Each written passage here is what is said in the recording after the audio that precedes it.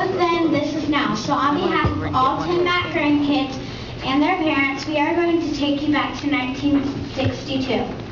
First, Brandon will talk about his absolute favorite subject, food. Then Macy and Grace will talk about music. Maybe if you cheer loud enough, they might even show you a dance that was first introduced in 1962.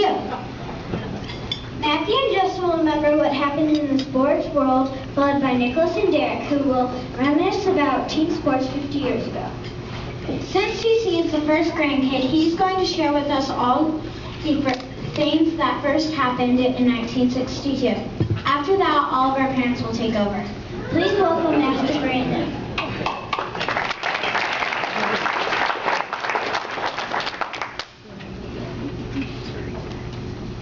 Wait, you're supposed to hug him.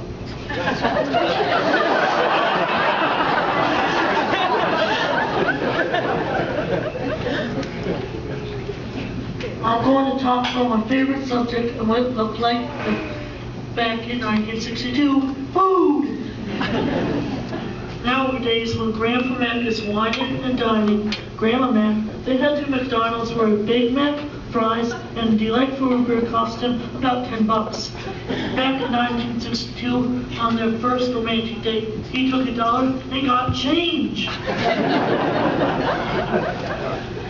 After the special dinner where my grandpa splurged, my grandma paid for the movie and popcorn, which cost about 50 cents. And Grandma asked for a candy bar, which cost 5 cents. Grandpa said it was way too expensive.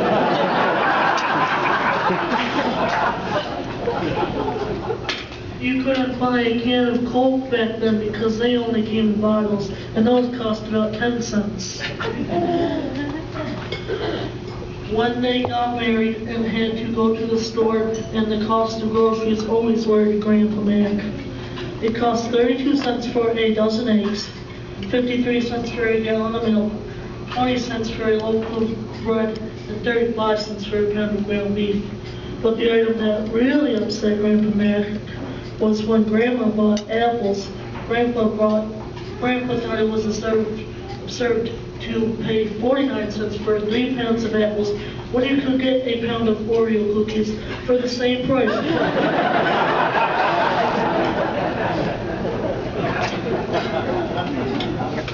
Grandpa wishes they still sold Oreo cookies by the pound.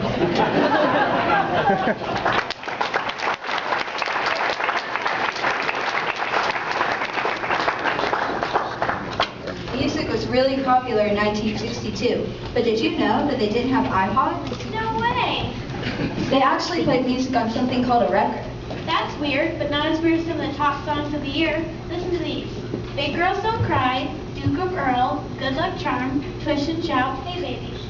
Wait, I know that song. You mean Call Me Maybe, right? Just kidding. Here are a few more. I Can't Stop Loving You, Peppermint Twist, Roses Are Red, Sherry, Soldier Boy, If I Had a Hammer. And if that's not strange enough, the name of the band was Peter, Paul, and Mary. That's strange. Listen to some of the other bands that were popular. The Shirelles, the Crystals, the Beatles. They even had a band member named Ringo Starr. And of course, Elvis Presley. Well, I have to admit, Elvis Presley is pretty cool. There was some other cool stuff in the music scene in 1962. The Rolling Stones gave their first performance at the Marquee Club in London. The Beach Boys were rocking the charts. And listen to all these famous musicians who were born in 1962. Sheryl Crow, John Bon Jovi, MC Hammer, Paula Abdul, and Stephen Curtis Chapman. And there's one more really cool thing that happened in the music scene in 1962. The debut of the mashed potato mix. Hey Macy, what do you say we give Grandma and Grandpa Mac a little reminder of the mashed potato? Let's do it.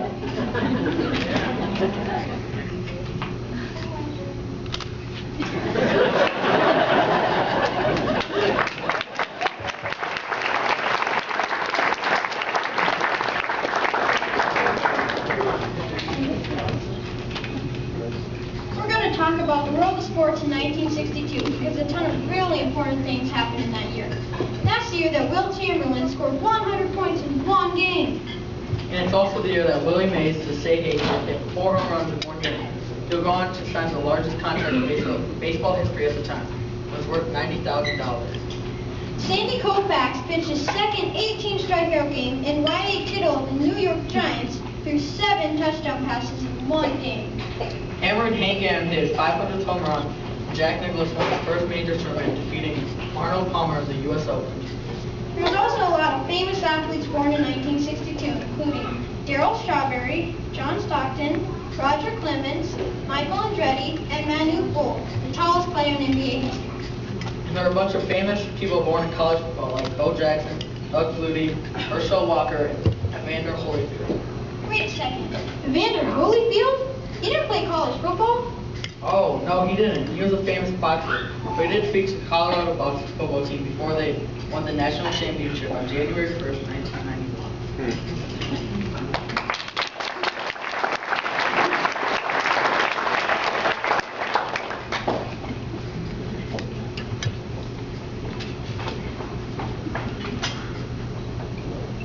We are going to talk about the world of team sports in 1962. The Dallas Texans beat the Houston Oilers 20-17 in the AFL Championship game in 1962. What did you say? Dallas Texans? Houston Oilers? AFL? I'm pretty sure it's the Houston Texans, but I have no clue what the AFL is. But in the real league, the NFL, in that league, the Green Bay Packers beat the New York Giants 16-7 in the championship game that features 17 Hall of Famers. That's the NFL Hall of Famers. Okay. Well, there was no Super Bowl yet, and the Denver Broncos were in on the third season. They finished 7-7, and Ernie Davis was the first pick in the NFL draft. There were only 9 teams in the NBA, and Bill Russell was the MVP, while Wilt Chamberlain averaged 44.8 points per game. The Celtics beat the Lakers 4-2 in the championship. In college basketball, the NCAA tournament had 25 teams, and our Buffs lost in the Elite Eight to the dimensional champions Cincinnati. In baseball, the Yankees won their 20th World Series by beating the Giants 4-3. Mickey Mantle was the MVP, and Don Drysdale won the Cy Young. The Toronto Maple Leafs beat the Chicago Blackhawks for the Stanley Cup. Okay, that's enough about hockey. Let's get to college football. In 1962, there were only 10 bowl games. USC beat Wisconsin for the national championship, while our beloved Bucks finished 2-8. On the bright side, LSU finished number 5 in the country at 10-1-1 after beating the number 4 Texas Longhorns.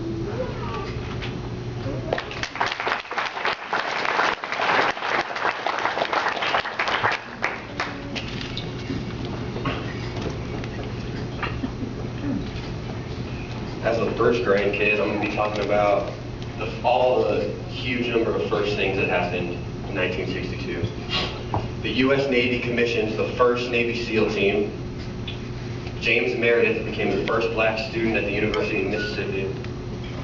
Edward Kennedy was first elected as senator in Massachusetts. The first Vail ski resort opened. The first tap opening aluminum cans for soft drinks were introduced. John Glenn was the first American to orbit Earth, and the second was Boulder High graduate Scott Carpenter. The Boulder High Stadium was named after Carpenter, where Mike, Tom, and Mark all starred. There were also several firsts in the world of sports. Bill Knight developed the first Nike shoe. The first ever baseball game at Dodger Stadium occurred. LA Dodger Maury Willis became the first player to steal 100 bases. The New York Mets played their first game in a losing debut, finally won their first game over the Pirates after starting out 0-9. The first MLB game in Houston, as the Houston Colt 45s beat the Chicago Cubs 11-2, and John F. Kennedy threw out the first pitch at Washington's new D.C. Stadium. There were also several firsts in the world of entertainment. First Lady Jacqueline Kennedy conducted a White House tour on TV. Over 46 million people tuned in. Johnny Carson hosted his first Tonight Show, taking over for Jack Parr. The Match Game debuted on NBC with host Gene Rayburn, while the Beverly Hillbillies debuted on CBS. The first Lucy Show premiered in 1962 also. The world of technology also saw many firsts in 1962. The first unmanned automated subway train in New York City ran. Polaroid first introduced colored film prints, which developed in 60 seconds. The first computer video game was invented, Space War. A laser beam was successfully bounced off the moon for the first time. Zenith made its first color TV, and audio cassettes were first invented. 1962 was also the year of the Superstore, as Kmart, Walmart, and Target all opened.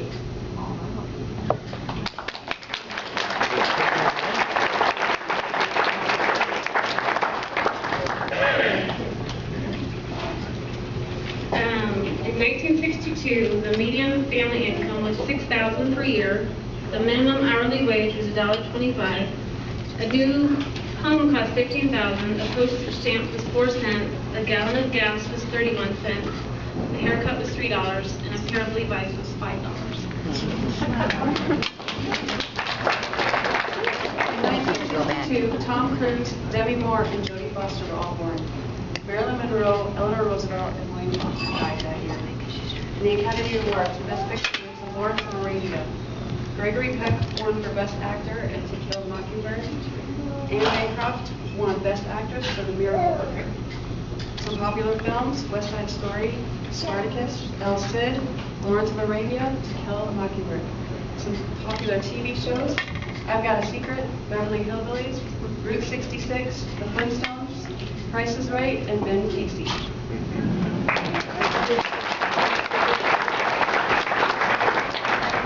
The hotties and fashion icons were Marilyn Monroe, Jane Mansfield, Audrey Hepburn, Brigitte Bardot, Sophia Loren, Doris Day, Annette Funicello, and Kim Novak. Marilyn Monroe performed her famous sultry rendition of Happy Birthday for President John F. Kennedy at a fundraiser in New York. And My Fair Lady closed after 2,717 Broadway performances.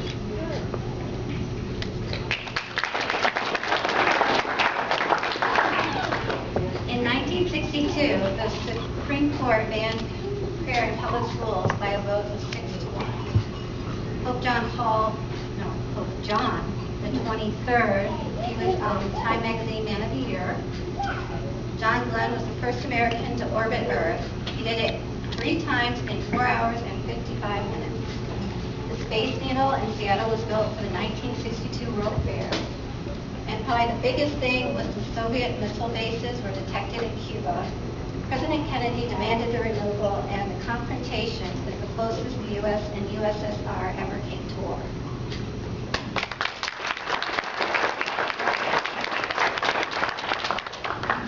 All right, my name is Tom McCartney, and son number 2. My job and Mark's job is we need to kind of give you a picture and take you, I'm going to be talking about my dad, Mark's going to be talking about my mom, from the day they were born to 1962. So we just kind of want to paint you a picture. And, you know, for my father, you know him as a coach, you know him as disciplined. And we're going to show you a little different picture than that.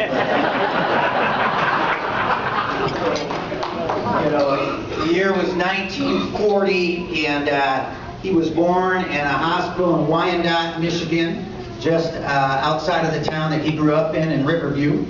And as growing up in Riverview, the elementary school that he went to is Sibley Elementary, and it's just so old, so long ago that it doesn't even exist anymore. There's no building. And of course, we always heard the stories, you know, I had to walk to school and snow and rain and all this stuff, and it turned out it was right across the street from where he lived.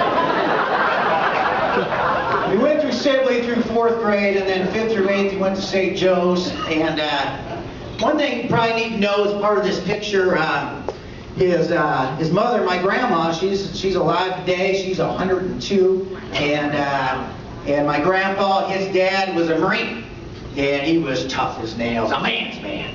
And anyway, just to kind of give you just a little picture of the household, if a football game was on TV or any sporting event, but typically it'd be Michigan football, maybe Notre Dame football, in that house, as soon as the national anthem came up, as a Marine, they all had to stand up in that house. They had to respect that, the flag and the song. And of course, our family does that to this day, because that's how we were raised as well. We were going to stand up.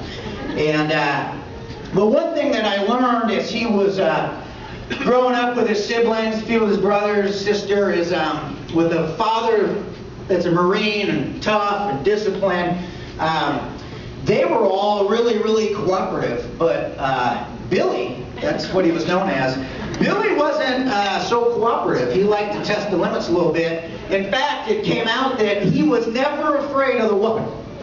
When the whooping was coming, Billy was okay with that. And so this tells you a little bit about Billy. And so then, it was agreed upon that the brothers, the oldest, and Billy were going to have a paper route. And they were going to share the load. It's going to be 50-50. However, in the 40s, in the early 50s, it turns out Billy couldn't wake up in the morning. And a lot of us find that hard to believe because all you ever hear him brag about is, I don't need an alarm. You still need an alarm to get up in the morning? I'm up at 4 a.m. And yet in the 40s, oh, Billy couldn't get up. He only get about 20% of the load. So you would think, you know, he's got to deal with Dad, the Marine, but he liked the whooping, so it really wasn't that big of a deal. There's one more picture I really want to give you as he was growing up there. And as I'm talking here, if you can, this is kind of the picture that I want you to have. This is representing Billy reading the newspaper. So every morning, Billy would get the newspaper, and here's some things that would kind of happen in the house. Somebody would come up to Billy, hey, Billy, your mom needs to see you. You couldn't interrupt Billy when he was reading the newspaper, not even for Mom. And then other things that could happen is, hey, Billy, your dad's got a question for you. You couldn't ask Billy a question when he's reading that newspaper. Okay? Hey, Billy, what's the chance that since you're done with page 1 there, could I maybe get page 1, page 2? Could you maybe share a little bit? Wouldn't even look up and talk to you, acknowledge that you're in the room. All right? Billy was not going to share. He was not going to be interrupted. He was not going to answer questions until he was done. What do you want to know? Couldn't I just read it for myself?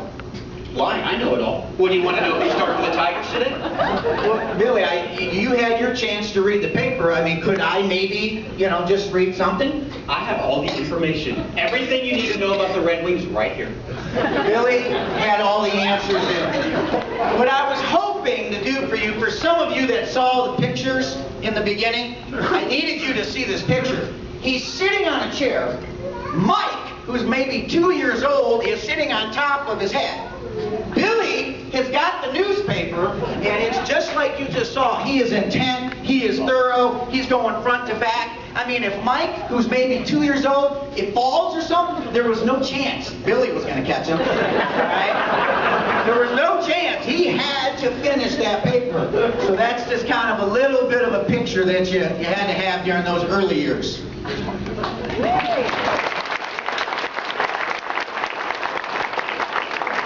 Okay, he's not done. He'll be back. My mom was born at St. Anthony's Hospital in Oklahoma City. And when she was young, they moved to California. And when she grew up, she went to Franklin Elementary in Santa Monica, California, less than a mile from the world-famous Santa Monica Pier. So my mom grew up a beach girl. And her elementary school days, though, she had a few struggles because she got sick and missed more than a year of school with rheumatic fever. And what that actually did for my mom is it developed an already strong work ethic in her because she was always having to play catch-up in school. And so there were many years that she would spend double time doing schoolwork, doing twice the work that everyone else had to do in order to catch up and make sure that she was in the same grade as everyone else. So it developed a really strong work ethic, but catching up in schoolwork wasn't the only thing she doubled up. Now listen to this, sports fans. When she was in the 4th grade, she was 4 feet 6 tall when she started. By the end of 4th grade, she was 5 feet 6 tall. That's where these McCartney grandchildren get their height.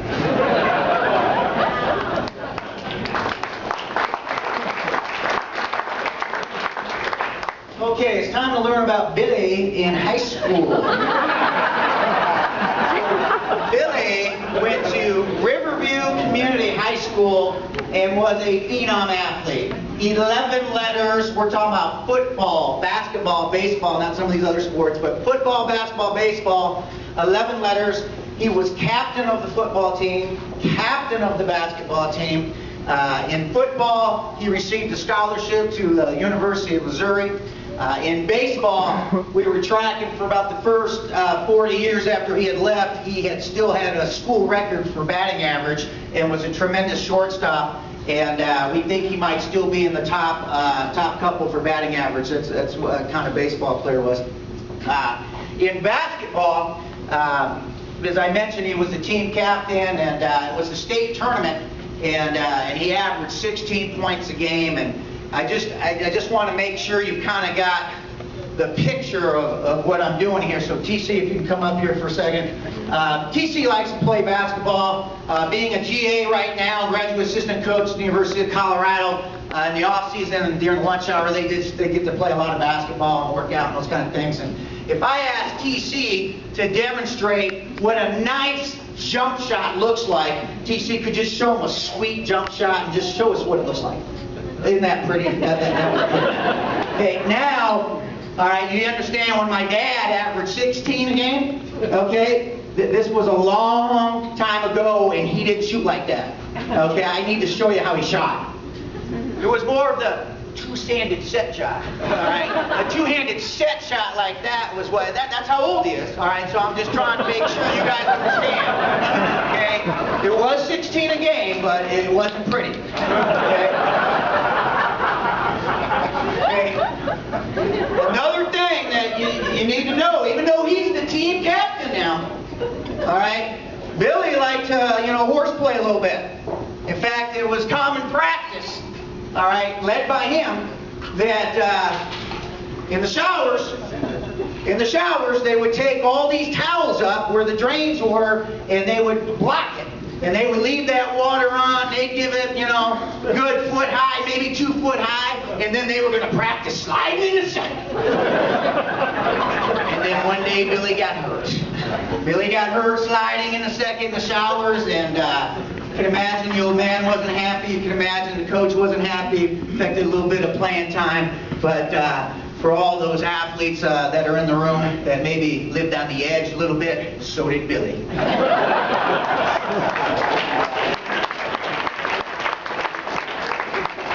My mom attended the famous Santa Monica High School known as Samo High. Lots of celebrities have attended Samo High. You might recognize a few: Sean Penn, Charlie Sheen, Robert Downey Jr., Emilio Estevez, Rob Lowe, Robert Wagner, and even some that haven't been in rehab. Her actual classmates included Richie Valens, the singer-songwriter of La Bamba, who went to school with my mom. Glenn Ford, who was an actor who starred in over 70 Hollywood movies, including the Dad in Superman, went to school with my mom. And then Dodger great Rick Monday. And then one other famous person, actor Cary Grant, when his family moved to Hollywood, and his family started to go to Samo High, his brother was the vice president of my mom's senior class. The reason he wasn't president is because my mom was.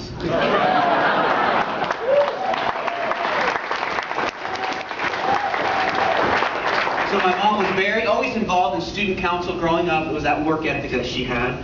A couple other things that she was involved in: she was a flag twirler, and she was also on the girls' all-girl flag football team. So Landy Mack played some football. Outside of school, she loved to spend time with her dad, who was a famous radio producer at the time. And so she would sometimes go to the studio and watch him produce his radio shows. But her favorite thing to do with him was to go to the circus, because he could get her such great seats. So she loved to go to the circus with her dad. And then finally, her dad was actually friends with Walt Disney. And the perks to that was that her playground growing up was Disneyland. And so she actually worked at Disneyland as a chipmunk, up in costume.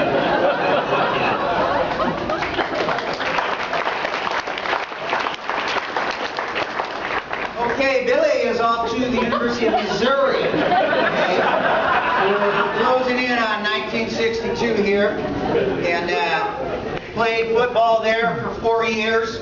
High school, he was a two-way starter, and when he got to the University of Missouri, he lettered in 59, 60, and 61. He also was a two-way starter, made an all-conference team as a linebacker, also played offensive guard, played in 2 Orange Bowls, and he got his degree in education in 1962. A couple things that I found interesting for me, I don't know if you'll find these interesting, but 4 teams on his schedule in his 4 years, there was a trophy in these games. And so the Bell Trophy was for the winner of the Missouri-Nebraska game. And during Billy's 4 years there, the Tigers went 4-0 and won 4 Bell trophies, so that was great. And another trophy was the War Drum. Whoever won the game, and this is their biggest rival, Missouri and Kansas, would get that. And so they went 3-0-1 in that trophy game. The third one was the Peace Pipe, and this was for the winner of the Sooner-Tiger game, the Tiger-Sooner game. And so they only won one of those trophies. Sooners were really good back then. Fourth one I found was interesting because those other ones actually started in the 1930s, but this particular one started in '59 when my dad was there. And they call it the telephone trophy. And the way that this one worked, if you can picture me as a coach and I've got my headsets on and I'm on the field, I'm trying to talk to my coaches that are up in the box so that we can, strategize the game, get the plays called, signals, those kind of things. But during this particular game, the only people I can hear is the other team's coaches. So I'm hearing all of their strategies, and it's likewise the other way. So the wires got crossed, and this was the Iowa State game, and so they named that the telephone trophy, and the Tigers won all 3 of those games while my father was there. And I guess the last thing that I wanted to share with you about Missouri football was they had a great coach there, Dan Devine, and obviously my dad, as you all know, went on to be a great coach. So I'm going to give you, all right, what I believe to be Devine's first speech, okay, that year as the season was going to happen in 1960. And so I believe it went something like this. Men! Our first goal of the season is to win the opener. We must beat SMU. Southern Methodist University is nationally ranked, men. We need to get off to a great start. Did you know, men, that it is mathematically impossible to get to 2-0 if you don't win the opener?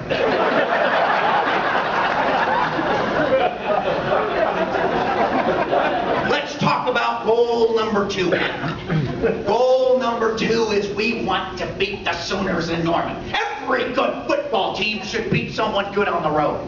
The championship this year goes through Norman. Okay, men, we've got to get that done.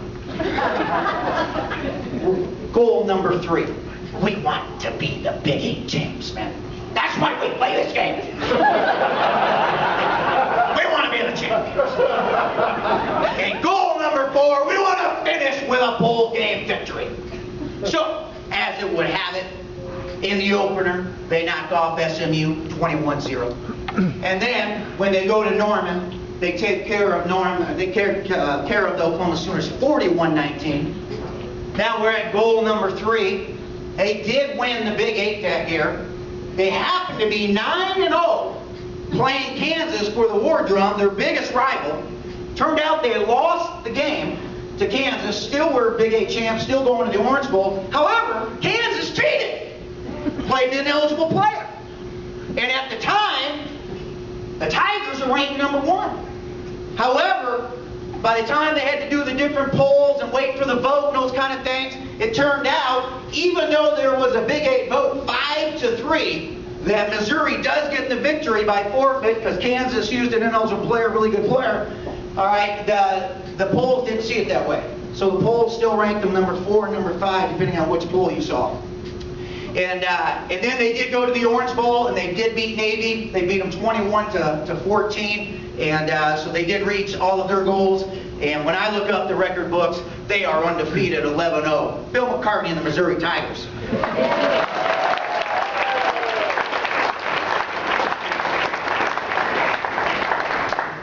Lindy McCartney decided to go to Stevens College because it was far from home. When she first got to the all-girls school, which is located near the University of Missouri, there was a custom in that day where some of the Missouri students would come to the train stop and would meet the new girls, and they would help them with their bags to their apartments. So there was a young man named Woody Woodenhofer who met my mom there and carried her bags all the way to her doors. And you'll hear more about Woody in a minute. But as a student at Stevens, when Lindy went to her first football game as a California girl, she was not prepared for the cold. And so she got very cold during the game and thought she had frostbite, so she went to the ambulance. And when she went there, there was a football player in uniform at the ambulance. And this guy was dazed, confused, bruised, and bloodied up, and it was young Billy. the first time she saw young Billy, she said a prayer for him. She said, I need to pray for that guy. And I think we'd all agree that she's been praying ever since. Now, they wouldn't actually meet until more than a year later. And she was in her dorm when this Woody Woodenhofer, a friend of hers, came to her and said, hey, I've got this friend that would like to meet you and he'd like to go out on a date with you. And she heard that news, and she had just been stood up 2 times in a row, and she had really sworn herself to become a nun after that point. And she wasn't interested in any kind of dating scene or anything like that. But young Billy was very persuasive and persistent. It took a while, but they finally had their first date at a local eatery.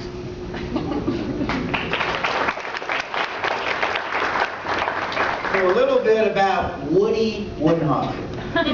Woody was a graduate of Riverview High School in Riverview, Michigan, same as Billy. And now he is at the University of Missouri as a linebacker on this football team. And he was the one who showed up at the train that day as my mom arrived from California, and he helped her with her bags, first person she met. And so Woody, after his Missouri days, he went on to coach the Pittsburgh Steelers for over 10 years during their heyday, during all of the Super Bowls, from 73 to 83. He was part of 4 Super Bowls. He also became the head football coach at the University of Missouri for 4 years. He also went on to be the head coach at the University of Vanderbilt for 7 years. And as he tried a year later, after taking my mom to the train, he tried a year later to introduce them. The rest of that story that Mark did not share with you was once my mom had let Woody know that, I'm a nun, I'm done, okay? You don't need to say anything to Billy, all right? What ended up happening was Billy was overheard by my mom as talking to his friends saying, okay, I got to get my buddy's car home. I've lost the front seat. I don't know what to tell him when I get back. And I'm thinking to myself, how do you lose the front seat of your friend's car? All right? And so my mom, okay, who overhears this conversation, happens to walk by it and basically says, I hope you find the front seat for your friend. And so Billy took that as, whoa, she likes me. And that's how he ended up persuading her to go to the local eatery. And so hopefully Mark and I have done a good job of taking you to 1962. Mike's going to finish it off.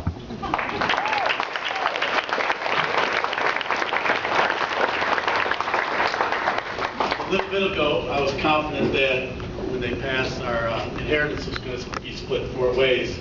After Tom's show, it's going to be split 3 ways.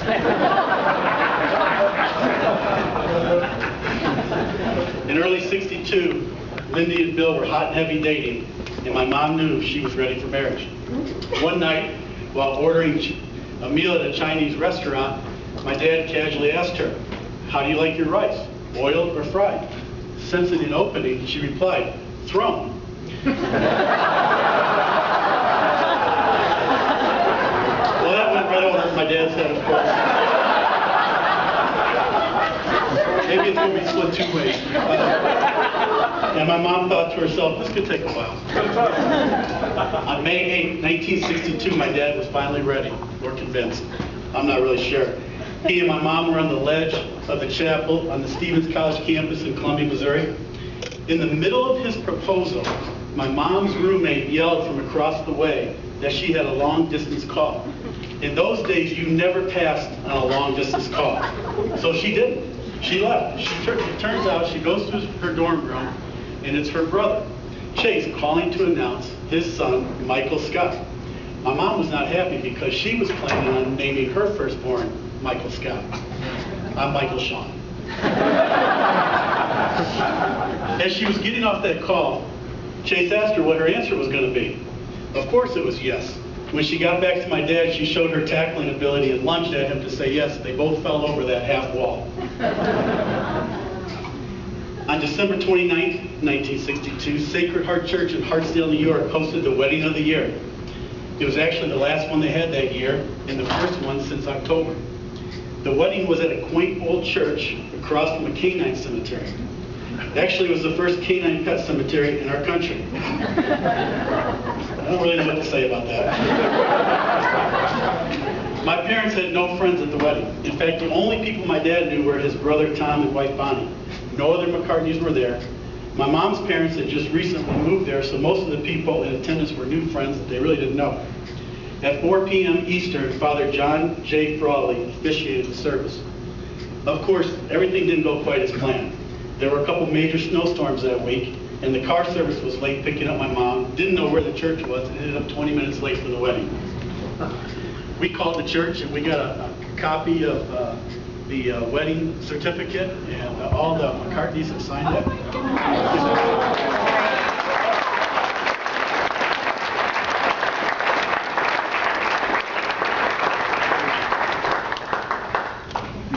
Well, here we are 50 years later. I said to my dad, Dad, 50 years, man, that's awesome. What's your secret? Here's what he told me. He said on their honeymoon, they visited the Grand Canyon and took a trip to the bottom riding on a pair of mules. They hadn't gone too far when the mule slipped and my mom fell off. She quietly looked at the mule in his eyes and said, that's once. Proceeded a bit further down, and again, the mule slipped again. She dusted off her feet, got up, looked at the mule, and said, that's twice. They hadn't gone but a half a mile further when the mule stumbled a third time. This time, my mom, being from Oklahoma, whipped out a .357 Magnum and shot the mule, killed him to death. Horrified, my dad started to protest over the treatment of the mule, and Lindy quietly looked at him and said, that's once.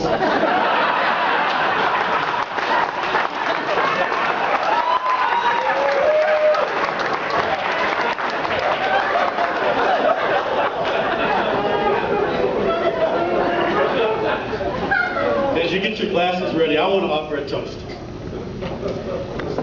It has been said, a happy marriage is a union of two good forgivers. Thank you, Mom and Dad, for being forgivers. Thank you for fighting to keep your marriage alive during some real tough times. Thank you for being promise keepers and fulfilling your vows.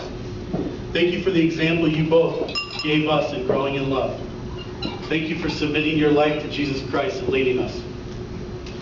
Thank you, Mom, for who you are, an amazing, beautiful woman that inspires me and many others, for being a fighter through an awful illness and being so focused on others, for your unbelievable attitude and spirit, for always putting us first and being there every single day.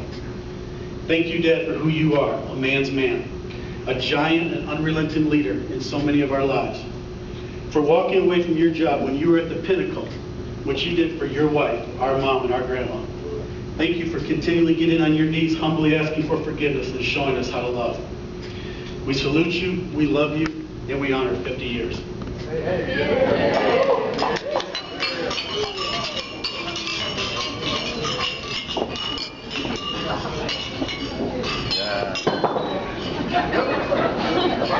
As Mallory and Alexis said, that was then, this is now is our theme.